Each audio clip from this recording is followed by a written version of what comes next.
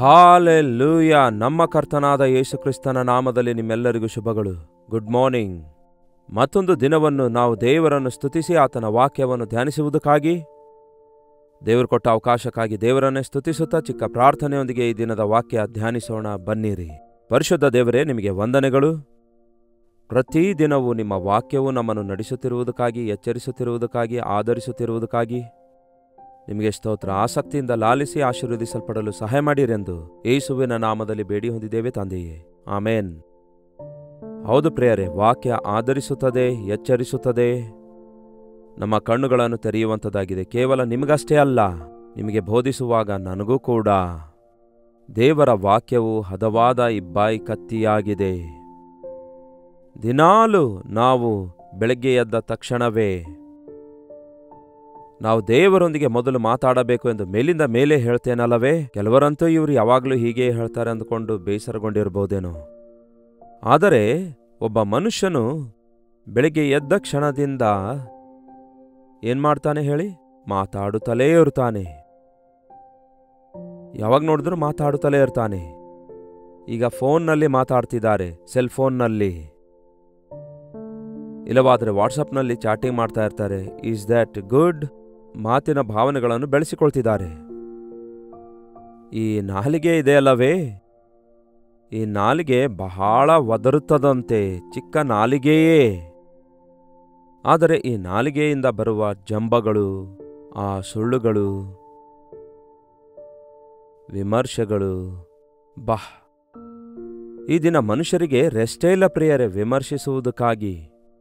ಕೆಲವರಂತೂ ಬಹಳ ದೊಡ್ಡ ವಿಮರ್ಶಕರು ತಯಾರಾಗ್ತಿದ್ದಾರೆ. ನಿಂದೆ ಹೋರಿಸುವವರು, ಸಣ್ಣ ಸಣ್ಣ ವಿಷಯಕ್ಕೆ ಗುಣುಗುಟ್ಟುವುದು, ಬೈದುಕೊಳ್ಳುವುದು, ದೂಷಿಸಿಕೊಳ್ಳುವುದು, ಅಪವಿತ್ರವಾದ ಭಾಷೆ ಮಾತಾಡುವುದು, ಹೀಗೆ ನಾಲಿಗೆಗೆ ಹತೋಟಿಯೇ ಇಲ್ಲ. ಬಾಯಿಗೆ ಬಂದಿದ್ದೆಲ್ಲ ಮಾತಾಡುತ್ತದೆ. ಯಾಕೆ ಬಾಯಿಗೆ ಬಂದಂತೆ ಮಾತಾಡ್ತೀರಿ ಎಂದು ಬೈತಾ ಇದ್ರು ಮೊದಲು. ಈಗ ಬೈಯೋರು ಹೊಲಸೊಲಸು ಬೈತಿದ್ದಾರೆ, ಬುದ್ಧಿ ಹೇಳೋರು ಬೈತಿದ್ದಾರೆ. ಒಂದು ಕಾಲದಲ್ಲಿ ನ್ಯೂಸ್ ಕೇಳ್ತಾ ಇದ್ದೆವು. ಆ್ಯಂಕರ್ ಇದ್ರೆ ಅವರು ನ್ಯೂಟ್ರಲ್ ಆಗಿರ್ತಾ ಇದ್ರು. ಆದರೆ ಈ ದಿನ ಆ್ಯಂಕರ್ಸ್ಗಳು ಕೂಡ ಕಿರ್ಚಾಡ್ತಿದ್ದಾರೆ. ಅವರು ಕೂಡ ಕಿರ್ಚಾಡುತ್ತಾ ಡಿಬೇಟ್ಗಳನ್ನು ಇಟ್ಕೊಳ್ತಿದ್ದಾರೆ. ಏನನ್ನು ಸಾಧಿಸಲು ಬಯಸ್ತಿದ್ದಾರೆ? ಮಾತುಗಳಿಂದ, ಕಿರ್ಚಾಡುವುದರಿಂದ. ಹೌದು ಪ್ರಿಯರೇ, ಅವರ ಕೂಗೇ ಗೆಲ್ಲುವುದು ಎಂದು ಬೈಬಲಲ್ಲಿ ಬರೆಯಲಾಗಿದೆ. ನಿಮಗೆ ಯೇಸು ಬೇಕೋ ಅಥವಾ ಬರಬ್ಬ ಬೇಕೋ ಎಂದು ಕೇಳಿದಾಗ ನಮಗೆ ಬರಬ್ಬನೇ ಬೇಕು ಎಂದು ಗಟ್ಟಿಯಾಗಿ ಕಿರ್ಚಾಡಿದ್ರಂತೆ. ಯೇಸುವಿಗೆ ಶಿಲುಬೆಗೆ ಹಾಕಿರಿ ಎಂದು ಕಿರ್ಚಾಡಿದ್ರಂತೆ. ಅವರ ಕೂಗೆ ಗೆಲ್ಲಿತಂತೆ.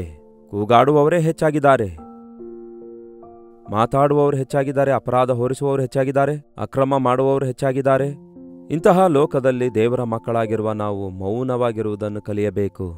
ಜ್ಞಾನೋಕ್ತಿಗಳ ಪುಸ್ತಕ 13ನೇ ಅಧ್ಯಾಯದಲ್ಲಿ 3ನೇ ವಚನ ಹೇಳುತ್ತೆ, ತನ್ನ ನಾಲಿಗೆಯನ್ನು ಕಾಪಾಡಿಕೊಳ್ಳುವವನು ತನ್ನನ್ನು ಕಾಪಾಡಿಕೊಳ್ಳುವನು. ನಾಲಿಗೆಯನ್ನು ಕಾಪಾಡಿಕೊಳ್ಳುವವನು ಬೇರೆ ಯಾರನ್ನೂ ಕಾಪಾಡಿಕೊಳ್ಳುವುದಿಲ್ಲ, ತನ್ನನ್ನು ತಾನೇ ಕಾಪಾಡಿಕೊಳ್ತಾನೆ. ನಿಮ್ಮ ದೇಹಕ್ಕೆ ಶಿಕ್ಷೆ ಉಂಟಾಗುವಂತಹ ಕೆಲಸ ನಿಮ್ಮ ನಾಲಿಗೆಯ ಮೂಲಕ ನಡೆಸಬೇಡಿರಿ. ನೋಡಿ ಪ್ರಿಯರೇ, ನಾವು ಮಾತಾಡುವ ಮಾತುಗಳಿಂದ ಕೆಲವೊಂದು ಸಾರಿ ಶಿಕ್ಷೆಗೆ ಅರ್ಹರಾಗ್ತೇವೆ, ಶಿಕ್ಷಿಸಲ್ಪಡ್ತೇವೆ. ನಮ್ಮ ಭಾರತ ದೇಶದಲ್ಲಿ ಬಹಳಷ್ಟು ಜನ ಪುರುಷರು ಸ್ತ್ರೀಯರ ಮೇಲೆ ಕೈ ಮಾಡುತ್ತಾರೆ. ಹೌದಲ್ಲವೇ? ಯಾಕೆ ಅಂತ ಕೇಳಿದ್ರೆ, ಹೆಂಡತಿ ಬಾಯಿ ನಿಲ್ಲಲ್ಲ, ಗಂಡನ ಕೈ ನಿಲ್ಲಲ್ಲ. ಆ ಸ್ತ್ರೀ ಮೌನವಾಗಿದ್ರೆ ಆ ಗಂಡಾಂತರ ತಪ್ಪಿ ಹೋಗುತ್ತೆ. ಗಂಡ ಕೋಪಗೊಂಡಾಗ ನೀವಿನ್ನು ಮಾತಾಡುತ್ತಲೇ ಇರ್ತೀರಿ, ಅವನಿಗೆ ಕೋಪಕ್ಕೆ ಎಬ್ಬಿಸುತ್ತಲೇ ಇರ್ತೀರಿ. ಅವನು ಮೃಗಕ್ಕಿಂತಲೂ ಕ್ರೂರವಾಗಿ ಪ್ರವರ್ತಿಸ್ತಾನೆ. ನಾಲಿಗೆ ಕಾಪಾಡಿಕೊಳ್ಳುವುದಾದರೆ ನಾವು ನಮ್ಮ ಹೃದಯವನ್ನು ಕಾಪಾಡಿಕೊಳ್ತೇವೆ, ನಮ್ಮ ಬದುಕನ್ನು ಕಾಪಾಡಿಕೊಳ್ತೇವೆ, ನಮ್ಮ ಸಾಕ್ಷಿಯನ್ನು ಕಾಪಾಡಿಕೊಳ್ತೇವೆ, ನಮ್ಮ ಕುಟುಂಬವನ್ನು ಕೂಡ ಕಾಪಾಡಿಕೊಳ್ತೇವೆ. ತನ್ನ ನಾಲಿಗೆಯನ್ನು ಕಾಪಾಡಿಕೊಳ್ಳುವವನು ತನ್ನನ್ನು ತಾನು ಕಾಪಾಡಿಕೊಳ್ಳುವನು. ಸುಮ್ಮನಿರದೆ ಮಾತಾಡುವವನು ತನಗೆ ತಾನೇ ನಾಶನ ತಂದುಕೊಳ್ಳುವನು. ಸುಮ್ಮನಿರದೆ ಮಾತಾಡುವವನು ತನಗೆ ತಾನೇ ನಾಶನ ತಂದುಕೊಳ್ಳುವನು. ನಿನ್ನೆ ವಾಕ್ಯ ಕೇಳಿದ್ದೀರಾ ಬೆಳಗ್ಗೆಯೇ? ಅದೇ ಪ್ರಿಯರೇ, ನನ್ನ ಸಾಕ್ಷಿ ಹೇಳಿದ್ದೇನಲ್ಲವೇ? ಒಬ್ಬ ಮನುಷ್ಯ ದಿನಕ್ಕೆ 10,000 ಸಾರಿ ಯೋಚಿಸ್ತಾನಂತೆ. ಅದರಲ್ಲಿ ಒಂದು ಕೂಡ ದೇವರ ಯೋಚನೆ ಇರಲ್ಲ. ಎಲ್ಲವೂ ಮನುಷ್ಯನ ಯೋಚನೆಗಳೆಲ್ಲವೂ ಹೇಯವಾಗಿರ್ತವೆ. ಒಬ್ಬ ಮನುಷ್ಯನು ಒಂದು ದಿನಕ್ಕೆ 25 ಸಾರಿ ಮಾತಾಡುತ್ತಾನೆಂದು ಕೂಡ ಲೆಕ್ಕಿಸಲಾಗಿದೆ. ಯೋಚನೆಗಳು 10,000ವೇ, ಆದರೆ 25,000ಷ್ಟು ಸಾರಿ ಮಾತಾಡುತ್ತಾ ಇರುವುದಾದರೆ ಅದರ ಅರ್ಥವೇನು? ಅದರಲ್ಲಿ ಅನೇಕ ಮಾತುಗಳು, ಅದರಲ್ಲಿ ಅರ್ಧಕ್ಕಿಂತಲೂ ಹೆಚ್ಚಾದ ಮಾತುಗಳು ನಾವು ಆಲೋಚಿಸಲಾರದೆ ಮಾತಾಡುತ್ತೇವೆ. ಇದು ಅವಶ್ಯಕವಾಗಿದೆಯೋ? ಇದು ನಿಜವೋ? ಇದು ಯಾರಿಗಾದರೂ ಕ್ಷೇಮವನ್ನುಂಟು ಮಾಡುತ್ತದೋ? ಇದು ಮತ್ತೊಬ್ಬರಿಗೆ ಬಾಧೆಪಡಿಸುತ್ತದೋ? ಇದರಲ್ಲಿ ಸತ್ಯ ಇದೆಯೋ ಎಂಬುದಾಗಿ ಪರಿಶೀಲಿಸಿಕೊಳ್ಳದೆ ಬಾಯಿಗೆ ಬಂದಂತೆ ಮಾತಾಡ್ತಾರೆ.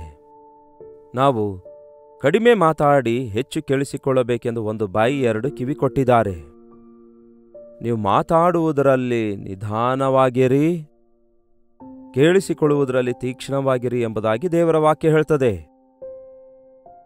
ಈ ಕಾಲದಲ್ಲಿ ಈ ಚಾಟಿಂಗ್ಗಳು ಶುರುವಾದಾಗ ಏನ್ ಮಾತಾಡ್ತಾರೆಂದು ನನಗೆ ಅರ್ಥ ಆಗಲ್ಲ ಪ್ರಿಯರೇ.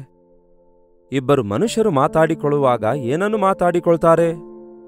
ನಿಮ್ಮ ಸಂಗತಿ ನನಗೆ, ನನ್ನ ಸಂಗತಿ ನಿಮಗೆ ಹಂಚಿಕೊಳ್ಬೇಕಾದ್ರೆ ಎಷ್ಟೊತ್ತು ಟೈಮ್ ಹಿಡಿಯುತ್ತೆ? ಒಂದು ವಿಷಯದ ಟಾಪಿಕ್ ಬಗ್ಗೆ ಮಾತಾಡುವಾಗ ಆ ವಿಷಯದ ಟಾಪಿಕ್ ಎಷ್ಟೊತ್ತು ನಾವು ಮಾತಾಡಬಲ್ಲೆವು? ಎಷ್ಟೊತ್ತು ಟೈಮ್ ಹಿಡಿಯುತ್ತೆ? May be 5 minutes, maximum 10 minutes, even if it is a discussion. ಆದರೆ ಏನಿದು ಬೆಳಗ್ಗೆಯಿಂದ ರಾತ್ರಿಯವರೆಗೂ ಗಂಟೆಗಳವರೆಗೂ ಮಾತಾಡೋದು? ಥರ್ಡ್ ಪರ್ಸನ್, 3ನೇ ವ್ಯಕ್ತಿಯ ಕುರಿತಾಗಿ. ಇಬ್ಬರು ಸೇರಿದರೆ ಸಾಕು 3ನೇವನ ಬಗ್ಗೆ ಮಾತಾಡಿಕೊಳ್ತಾರೆ. 3ನೇವನೇನಾದರೂ ಸೇರಿದರೆ 4ನೇವನ ಬಗ್ಗೆ ಮಾತಾಡ್ತಾರೆ. 4 ಜನರು ಒಂದಾಗಿ ಸೇರಿ ಬಂದರೆ ರಾಜಕೀಯ ಬಗ್ಗೆ ಮಾತಾಡ್ತಾರೆ.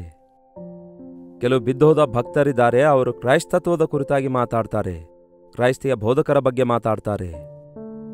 ಈ ಸೋಷಿಯಲ್ ಮೀಡಿಯಾದಲ್ಲಿ ನೋಡಿ ಎಷ್ಟು ವಿಮರ್ಶೆ ಇದೆ. ನಿಂದೆ ಹೋರಿಸುವಂಥದ್ದಕ್ಕೆ ಅಂತ್ಯವೇ ಇಲ್ಲ ಪ್ರಿಯರೇ.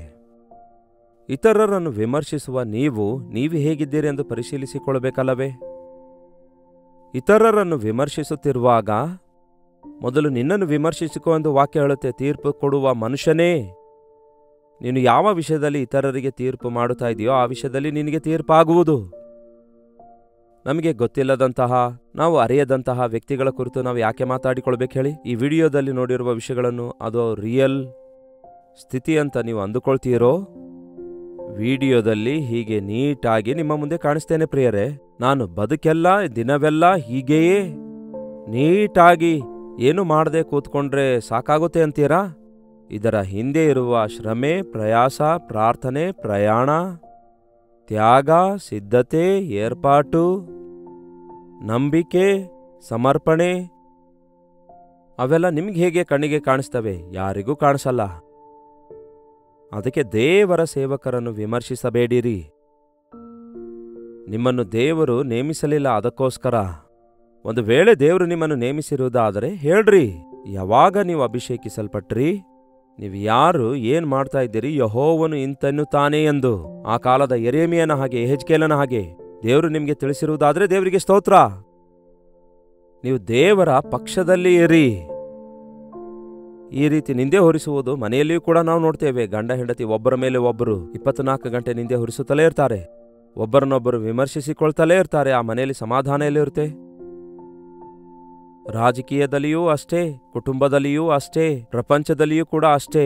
ಈವನ್ ದೇವರ ಸಭೆಯೂ ಕೂಡ ಹಾಗೆ ತಯಾರಾಗುವುದಾದ್ರೆ ಇನ್ನು ಈ ಪ್ರಪಂಚಕ್ಕೆ ಗತಿಯಲ್ಲಿದೆ?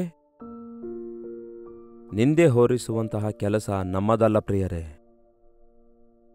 ಕೇಳುವವರಿಗೆ ಮೇಲುಂಟಾಗುವಂತೆ ನೀವು ಮಾತಾಡಿರಿ. ಒಬ್ಬ ವ್ಯಕ್ತಿಯಲ್ಲಿರುವ ಲೋಪದ ಬಗ್ಗೆ ಹೇಳಬೇಕಾದ್ರೆ ಆ ವ್ಯಕ್ತಿಗೆ ಮಾತ್ರ ಹೇಳಿ. ಊರೆಲ್ಲ ಡೊಂಗರ ಸಾರುವಂತಹ ಅವಶ್ಯಕತೆ ಇಲ್ವಲ್ಲ. ದೂಷಕನಾಗಿರುವ ಸೈತಾನನು ಅವನು ಈಗ ವಿಜೃಂಭಿಸುತ್ತಿದ್ದಾನೆ, ಆದರೆ ಒಂದು ದಿನ ಬಂಧಿಸಲ್ಪಡುತ್ತಾನೆ ಎಂದು ಪ್ರಕಟಣೆಯಲ್ಲಿ ಸ್ಪಷ್ಟವಾಗಿ ಬರೆಯಲಾಗಿದೆ ನೋಡಿ. ಪ್ರಕಟಣೆ 12ನೇ ಅಧ್ಯಾಯ ವಚನ 9ರಿಂದ ಏನು ಹೇಳುತ್ತೆ ನೋಡಿ. ಭೂಲೋಕದವರನ್ನೆಲ್ಲ ಮರಳುಗೊಳಿಸುವ ಆ ಮಹಾಘಟ ಸರ್ಪನು, ಅಂದರೆ ಪಿಶಾಚನೆಂತಲೂ ಸೈತಾನನೆಂತಲೂ ಹೆಸರುಳ್ಳ ಪುರಾತನ ಸರ್ಪವು ದೊಬ್ಬಲ್ಪಟ್ಟು ಭೂಮಿಗೆ ಬಿದ್ದನು. ಅವನ ದೂತರು ಅವನೊಂದಿಗೆ ದೊಬ್ಬಲ್ಪಟ್ಟರು. ಆಗ ಪರಲೋಕದಲ್ಲಿ ಮಹಾಶಬ್ದವನ್ನು ಕೇಳಿದೆನು. ಅದು ಹಗಲಿರುಳು ನಮ್ಮ ಸಹೋದರರ ಮೇಲೆ ನಮ್ಮ ದೇವರ ಮುಂದೆ ದೂರು ಹೇಳಿದ ದೂರುಗಾರನಾದ ಸೈತಾನನು. ಯಾರಂತೆ ಇವನು? ದೂರುಗಾರನು. 24/7 ಒಂದೇ ಕೆಲಸ. ರಾತ್ರಿ ಹಗಲು ನಮ್ಮ ಸಹೋದರರ ಮೇಲೆ ನಮ್ಮ ದೇವರ ಮುಂದೆ ದೂರು ಹೇಳುವಂತಹ ಸೈತಾನನು 24/7 ಯಾರ ಮೇಲೆ ನಿಂದೆ ಹೊರಿಸುತ್ತಿದ್ದಾನೆ? ಸಹೋದರರ ಮೇಲೆ, ನಮ್ಮ ಸಹೋದರರ ಮೇಲೆ. ಎಷ್ಟು ವಿಚಿತ್ರ ನೋಡಿ. ಕ್ರೈಸ್ತರು ಕ್ರೈಸ್ತರನ್ನೇ ವಿಮರ್ಶಿಸಿಕೊಳ್ತಾರೆ, ಬೋಧಕರು ಬೋಧಕರನ್ನೇ ವಿಮರ್ಶಿಸಿಕೊಳ್ತಾರೆ. ಇನ್ನು ಪೊಲಿಟಿಷಿಯನ್ ವಿಷಯ ಹೇಳುವ ಅಗತ್ಯವಿಲ್ಲ. ಪೊಲಿಟಿಷಿಯನ್ ಅವರನ್ನೇ ವಿಮರ್ಶಿಸಿಕೊಳ್ತಾರೆ. ಒಬ್ಬ ದುಷ್ಟನು ದುಷ್ಟನಿಗೆ ವಿಮರ್ಶಿಸುತ್ತಾನೆ, ಒಬ್ಬ ಕುಡುಕನು ಮತ್ತೊಬ್ಬ ಕುಡುಕನಿಗೆ ಬೈಯುತ್ತಾ ಇರ್ತಾನೆ. ಅವನು ಬಹಳ ಕುಡಿತಾನೆ, ನಾನು ಕಡಿಮೆ ಕುಡಿತೇನೆ ಎಂದು ಸಮರ್ಥಿಸಿಕೊಳ್ತಾರೆ. ಇದೇ ಅಲ್ಲವೇ ಈ ಲೋಕದಲ್ಲಿ ನಾವು ನೋಡ್ತಿರೋದು? ತಪ್ಪಿದೆ ಎನ್ನುವವರು ತಂಡೋಪತಂಡದಲ್ಲಿದ್ದಾರೆ, ತಪ್ಪಿಲ್ಲ ಎನ್ನುವವರು ತಮ್ಮ ತಪ್ಪು ಅರಿಯುವುದಿಲ್ಲ ಎಂದು ನಮ್ಮ ದೇಶದಲ್ಲಿ ಗಾದೆ ಇದೆಯಲ್ಲವೇ? ಕೇಳಿ ಪ್ರಿಯರೇ, ಇತರರಿಗೆ ತಪ್ಪಿಗಸ್ತರೆಂದು ಹೇಳುವುದರಲ್ಲಿ ಆಸಕ್ತರಾಗಿದ್ದೇವೆ ಹೊರತು ನಾವು ಎಂತಹ ಸ್ಥಿತಿಯಲ್ಲಿದ್ದೇವೆ ಎಂದು ತಿಳಿದುಕೊಳ್ಳದೆ ನಾವು ಹೇಗೆ ದೇವರಿಗೆ ಇಷ್ಟಕರವಾಗಿರಲು ಸಾಧ್ಯ? ನಮ್ಮನ್ನು ನಾವು ವಿಮರ್ಶಿಸಿಕೊಳ್ಳುವುದಾದರೆ ನಮಗೆ ತೀರ್ಪಿರುವುದಿಲ್ಲವೆಂದು ಬೈಬಲ್ ಹೇಳ್ತದೆ. ನಾವು ನಮ್ಮ ಲೋಪವನ್ನು ಸರಿಪಡಿಸಿಕೊಂಡ ನಂತರ ಇತರ ವ್ಯಕ್ತಿ ಬಿದ್ದೋಗಿದ್ದಾನೆಂದು ಗೊತ್ತಾದಾಗ ನೀನು ಜಾಗರೂಕನಾಗಿದ್ದು ನಾನು ಕೂಡ ಅಂತಹ ದೋಷದಲ್ಲಿ ಬಲಹೀನತೆಯಲ್ಲಿ ಬಿದ್ದೋಗುತ್ತೇನೇನೋ ಎಂದು ನಿನ್ನ ವಿಷಯದಲ್ಲಿ ಜಾಗರೂಕನಾಗಿ ನೋಡಿಕೊಳ್ಳುತ್ತಾ ಅಂಥವನನ್ನು ಒಳ್ಳೆಯ ದಾರಿಗೆ ತರಬೇಕು. ನಿಮ್ಮ ವಿಮರ್ಶೆ ಇತರರಿಗೆ ಕುಗ್ಗಿಸಿ ಬಿಡುವಂಥದ್ದಾಗಿರಬಾರದು, ಮೇಲೆ ಕೆತ್ತುವಂಥದ್ದಾಗಿರಬೇಕು. ಕ್ರಿಯಾತ್ಮಕವಾದ ವಿಮರ್ಶೆಗಳು ಬಹಳ ಒಳ್ಳೆಯದೇ.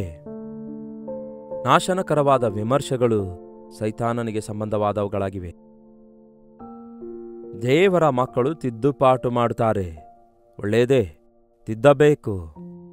ದೇವರ ವಾಕ್ಯವು ತಪ್ಪನ್ನು ತಿದ್ದಲು, ಬುದ್ಧಿ ಹೇಳಲು, ಗದರಿಸಲು,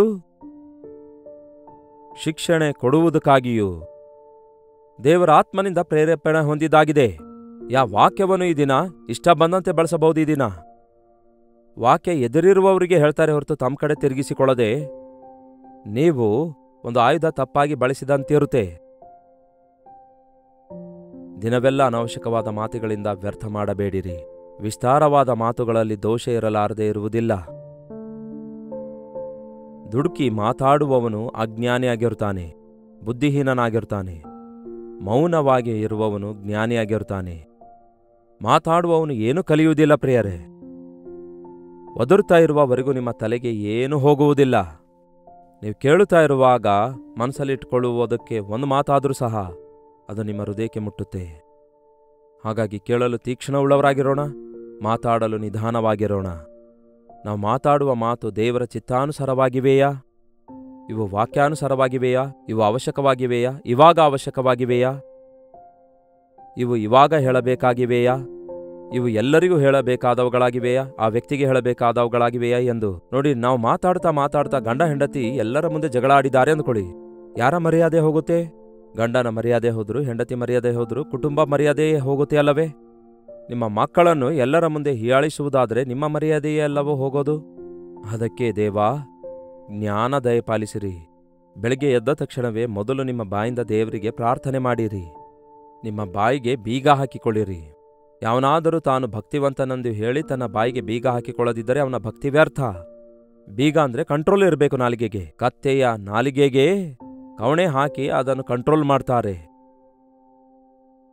ದಾವೀದನು ಹೇಳ್ತಾನೆ, ಭಕ್ತಿಹೀನರು ನನ್ನ ಮುಂದೆ ಇರುವಾಗ ನಾನು ಬಾಯಿ ತೆರೆಯುವುದೇ ಇಲ್ಲ. ಭಕ್ತಿಹೀನರೊಂದಿಗೆ ನಾನು ಯಾಕೆ ಮಾತಾಡಬೇಕು ಅನ್ನುತ್ತಾನೆ.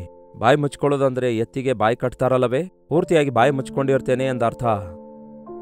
ಹೌದು ಪ್ರಿಯರೇ, ಈ ಅಂತ್ಯ ದಿನಗಳಲ್ಲಿ ಮಾತಿನ ಭಕ್ತಿ ಬೇಡ, ಮಾತುಗಳ ನಿಂದೆ ಬೇಡ, ವಿಮರ್ಶೆ ಬೇಡ, ತೀರ್ಪು ತೀರಿಸೋದು ಬೇಡ.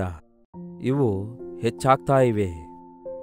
ಇದು ಸೈತಾನನ ಲಕ್ಷಣ ಆಗಿವೆ, ದೊಬ್ಬಲ್ಪಟ್ಟ ಸೈತಾನನ ಲಕ್ಷಣ ಆಗಿವೆ. ಕಾಲವು ಕೊಂಚವಾಗಿದೆ ಎಂದು ಆರಿಸಲ್ಪಟ್ಟವರಿಗೂ ಮೋಸಗೊಳಿಸಲು, ಭಕ್ತಿಯಲ್ಲಿರುವವರು ಅತಿಯಾದ ಭಕ್ತಿಯಲ್ಲಿದ್ದೇವೆಂದು ತಿಳಿಯಪಡಿಸುವುದಕ್ಕಾಗಿ ಬಾಯಿಂದ ವಾದಿಸುವಂಥವರು, ವಿಮರ್ಶಿಸುವಂಥವರನ್ನು ಈ ದಿನ ಅನೇಕರನ್ನು ನೋಡ್ತೇವೆ. ಇಂತಹ ಟ್ರ್ಯಾಪ್ನಲ್ಲಿ, ಇಂತಹ ರೀತಿಯ ಉರುಳಿನಲ್ಲಿ ಬೆಳೆದೆ ನಾವು ಜಾಗರೂಕರಾಗಿರೋಣ. ದೇವರೇ, ನನಗೆ ಮೌನವಾಗಿರುವುದನ್ನು ಕಲಿಸಿಕೊಡಿರಿ. ಅವಶ್ಯಕವಿರುವಾಗ ಬಾಯಿ ತೆರೆಯುವುದಕ್ಕಾಗಿ ನಿಮ್ಮ ರಸಭರಿತವಾದ ಮಾತುಗಳಿಂದ ಉಪ್ಪು ಬೆರೆಸಿರುವಂತೆ ರಸಭರಿತವಾದ ಸಂಭಾಷಣೆ ಮಾಡಲು ನಮಗೆ ಕಲಿಸಿಕೊಡಿರಿ ಎಂದು ದೇವರಿಗೆ ಬೇಡಿಕೊಳ್ಳೋಣ. ಪ್ರಾರ್ಥನೆ. ಪರಿಶುದ್ಧ ದೇವರೇ, ಪ್ರೀತಿಯುಳ್ಳ ತಂದೆಯೇ, ಮತ್ತೊಂದು ಸಾರಿ ನಿಮ್ಮ ಪಾದ ಸನ್ನಿಧಿಗೆ ಬಂದಿದ್ದೇವೆ ದೇವರೇ. ನಮ್ಮ ಮಾತು ಕಡಿಮೆಯಾಗಿರಬೇಕೆಂದು, ಹೆಚ್ಚು ಮಾತಾಡುವವರು ಬುದ್ಧಿಹೀನರಾಗುತ್ತಾರೆಂದು ಸುದೀರ್ಘ ಪ್ರಾರ್ಥನೆ ನೀವು ಅಸಹಿಸಿಕೊಳ್ತೀರೆಂದು, ಹೃದಯಾಂತರಾಳದಿಂದ ಬಂದ ಕೂಗೇ ಮೇಲುಕರವಾದದೆಂದು ನಾವು ಕಲಿಯುತ್ತಿರುವ ಈ ವಿಷಯಗಳನ್ನು ಅನುಭವಿಸುವ ಹಾಗೆ ಉದಯದಿಂದ ಸಾಯಂಕಾಲದವರೆಗೂ ನಾವು ಮಾತಾಡುವ ಮಾತುಗಳು ನೀವು ಪರೀಕ್ಷಿಸ್ತಾ ಇದ್ದೀರಿ. ನಮ್ಮ ಬಾಯಿ ಮಾತುಗಳು, ಹೃದಯದ ಆಲೋಚನೆಗಳು ನಿಮಗೆ ಅಂಗೀಕಾರವಾಗಿರಲಿ ಎಂದು ಪ್ರಾರ್ಥನೆ ಮಾಡಿಕೊಳ್ಳಲು ಸಹಾಯ ಮಾಡಿರಿ. ಈ ಅಂತ್ಯ ದಿನಗಳಲ್ಲಿ ದೇವರೇ, ವ್ಯರ್ಥವಾದ ಕಾರ್ಯಗಳಲ್ಲಿ ನಾವು ಮನಸ್ಸಿಡದೆ, ಅನವಶ್ಯಕವಾದ ವಾದಗಳನ್ನು ನಾವು ಮಾಡಲಾರದೆ, ನಿಂದೆ ಅವಮಾನಗಳನ್ನು ಅವಶ್ಯಕವಾದರೆ ನಾವು ಭರಿಸಿ ಸಹಿಸುವುದಕ್ಕಾಗಿ ನಮ್ಮ ಪಕ್ಷದಲ್ಲಿ ನಮ್ಮ ದೇವರಿದ್ದಾರೆ ಎಂಬುದಾಗಿ ಧೈರ್ಯದಿಂದ ಮುಂದೆ ಸಾಗುವುದಕ್ಕೆ ಸಹಾಯ ಮಾಡಿರಿ. ನಿಂದೆ ಹೋರಿಸುವವರ ಮುಂದೆ ವಧ್ಯಸ್ಥಾನಕ್ಕೆ ಒಯ್ಯಲ್ಪಟ್ಟ ಕುರಿಮರಿಯಂತೆ ನೀವು ಮೌನವಾಗಿದ್ದ ಹಾಗೆ ಈ ಅಂತ್ಯ ದಿನಗಳಲ್ಲಿ ತಂದೆಯೇ, ಆ ವಿಶ್ವಾಸಿಗಳ ಮಧ್ಯ, ಸೈತಾನನ ಸಂಬಂಧಿಗಳ ಮಧ್ಯದಲ್ಲಿ ಮೌನವಾಗಿದ್ದು ನನ್ನ ದೇವರು ನಮ್ಮನ್ನು ನಿರೂಪಿಸುತ್ತಾರೆಂದು ನಂಬಿ ನಿಮ್ಮ ಕೃಪೆಗಾಗಿ ಕಾದುಕೊಂಡು ಇರುವ ಸಹನೆ ತಾಳ್ಮೆ ದಯಪಾಲಿಸಿರೆಂದು ಕ್ರಿಸ್ತನ ನಾಮದಲ್ಲಿ ಬೇಡುತ್ತೇನೆ ತಂದೆಯೇ, ಆಮೇನ್. ತಂದೆಯಾದ ದೇವರ ಪ್ರೀತಿಯು, ಮಗನಾಗಿರುವ ಕ್ರಿಸ್ತನ ಕೃಪೆಯು, ಆದರಣೆ ಕರ್ತನಾದ ಪವಿತ್ರಾತ್ಮನ ಸಹವಾಸವು ಕೂಡಿ ಬಂದಿರುವ ನಮ್ಮೆಲ್ಲರ ಸಂಗಡ ಇಂದಿಗೂ ಸದಾಕಾಲಕ್ಕೂ ನೆಲೆಯಾಗಿರಲಿ. ಆಮೇನ್. ದೇವರಿಗೆ ಸ್ತೋತ್ರ. ನಿಮ್ಮ ಪ್ರಾರ್ಥನಾ ಮನವಿಗಳನ್ನು 8939731313 ನಂಬರ್ಗೆ, ಹೊರದೇಶದಿಂದಲೂ ಸಹ ವೀಕ್ಷಿಸುವುದಾದರೆ ಇದೇ ನಂಬರ್ಗೆ ಮೇಲಿಂದ ಮೇಲೆ ವಾಟ್ಸಪ್ ಸಂದೇಶಗಳನ್ನು ಹೆಸರೂರು ಮೆನ್ಷನ್ ಮಾಡುತ್ತಾ ತಿಳಿಯಪಡಿಸಿರಿ. ನಿಮ್ಮ ಪರವಾಗಿ ನಾವು ಪ್ರಾರ್ಥಿಸುತ್ತಿದ್ದೇವೆ, ನೀವು ಪ್ರಾರ್ಥಿಸಿರಿ, ತಪ್ಪದೇ ದೇವರು ಉತ್ತರಿಸುತ್ತಾರೆ. ಡಾಕ್ಟರ್ ಜಯಪಾಲ್ ಕನ್ನಡ ಯೂಟ್ಯೂಬ್ ಚಾನಲ್ಗೆ ಸಬ್ಸ್ಕ್ರೈಬ್ ಮಾಡಿಕೊಂಡು ಲೈಕ್ ಮಾಡಿ, ಶೇರ್ ಮಾಡಿ. ಪ್ರತಿದಿನ ಈ ರೀತಿ ಸಾರಲ್ಪಡುವ ಸಂದೇಶ ನಿಮಗೆ ಯಾವ ರೀತಿಯಾಗಿ ಆಶೀರ್ವಾದಕರವಾಗಿವೆ ಎಂದು ಮೇಲಿಂದ ಮೇಲೆ ನಮಗೆ ತಿಳಿಯಪಡಿಸಿರಿ. ಕರ್ತನ ಚಿತ್ತವಿರುವುದಾದರೆ ಮತ್ತೆ ನಾಳೆ ಇದೇ ಅನುದಿನದ ಧ್ಯಾನ ಎಂಬ ಕಾರ್ಯಕ್ರಮದಲ್ಲಿ ಮತ್ತೆ ಭೇಟಿಯಾಗೋಣ. ಅಲ್ಲಿವರೆಗೂ ದೇವರ ಮಹಾಕೃಪೆ ನಿಮ್ಮೆಲ್ಲರೊಂದಿಗಿರಲಿ.